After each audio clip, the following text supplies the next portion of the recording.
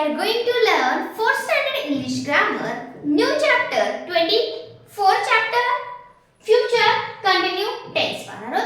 In last video we discussed about the past continue, present continue. Today we are going to learn future continue tense. Okay, चला बघूया वेळ न घालवता future continue tense. मी आज इथे एक एक्झाम्पल लिहिते. पहा या दोन एक्झाम्पल मध्ये काय डिफरन्स आहे ते पाहायचं आपल्याला. He will eat an apple. परत दिले पुढे फक्त टाइम दिलाय tomorrow. नेक्स्ट घेते this time tomorrow he will be eating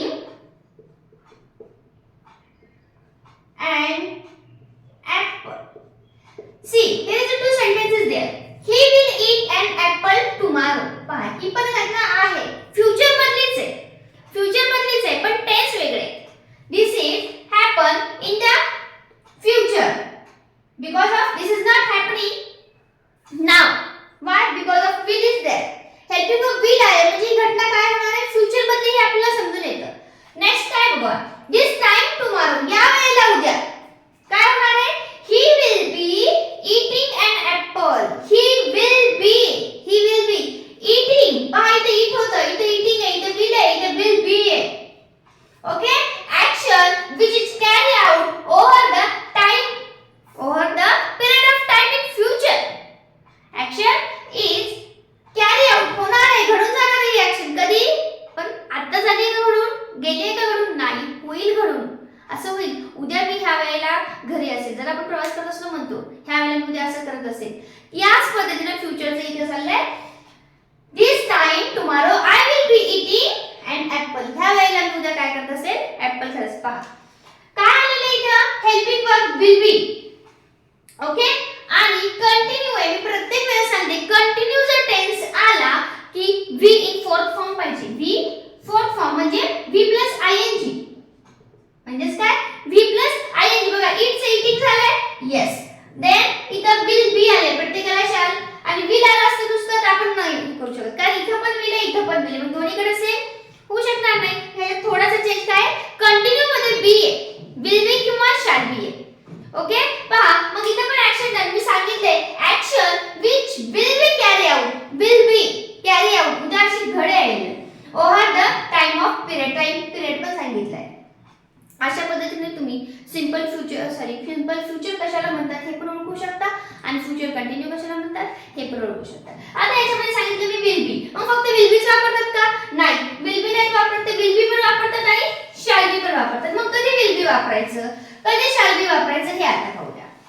याच्यावर तुम्हाला काही डाऊट असेल तर मला नक्की सांगा. चला, बिकॉज ऑफ आपण जे घेतलंय त्याच्यावर डिपेंड आहे. आणि वी चा फोर्थ फॉर्म कसा करायचा, आयएनजी कधी लावताना कुठले रूल वापरायचे ह्याचा पण व्हिडिओ मी दिला आहे, त्याची लिंक मी आय बटनवर दिली आहे, तुम्ही पाहत चला, म्हणजे तुम्हाला कुठलाही क्वेश्चन येणारच नाही आणि राहणार पण नाही. ओके, चला पाहूया आता शॅल बी कुठे वापरायचं आणि विल बी कुठे वापरायचं. आता टू बी चे येते, टू बी चे कुठले शॅल बी आणि विल बी.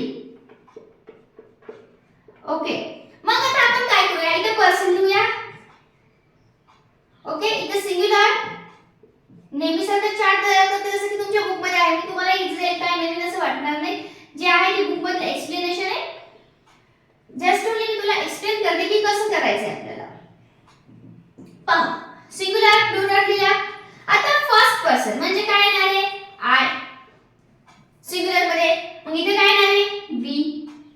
ओके, मग फर्स्ट पर्सन असेल तर आपल्याला वापरायचे शॅल बी. काय वापरणार आपण, I shall be.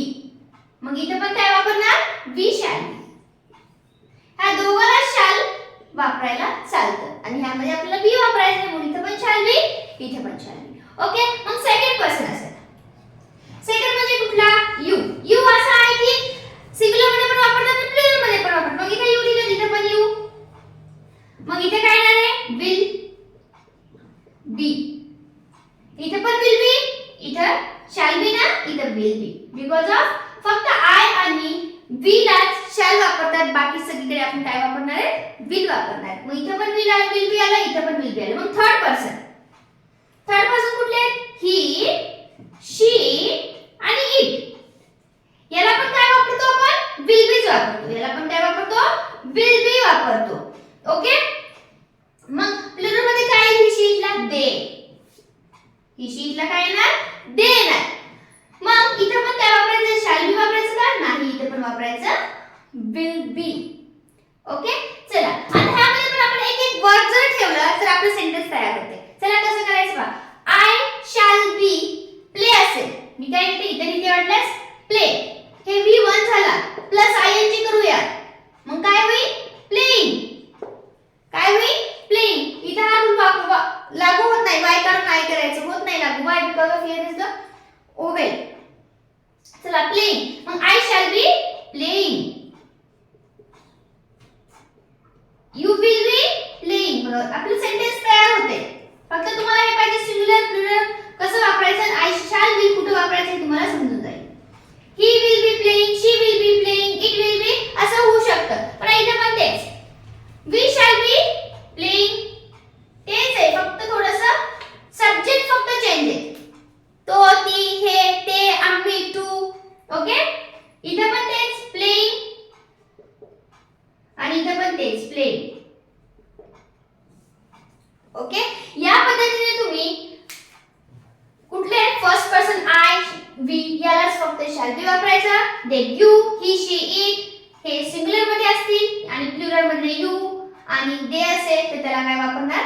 Will beach वापरायचं. अशा पद्धतीने तुम्ही फ्युचर कंटिन्यू टेन्स परफेक्टली करू शकता विदाउट एनी मिस्टेक. ओके. याचे क्वेश्चन राहिले आहेत. याचा क्वेश्चनचा व्हिडिओ थोडेसे ब्रॉड आहे म्हणून त्याचा सेपरेट व्हिडिओ टाकणार आहे. नेहमी नक्की बघत चला. ओके. चला एवढं समजलं तर असेलच नक्की. व्हिडिओ पाहत राहिला, लाईक करायचं विसरलं असेल तर लाईक करून घ्या आणि व्हिडिओला शेअर आणि सबस्क्राइब करायला मात्र विसरू नका. ओके. थँक्यू.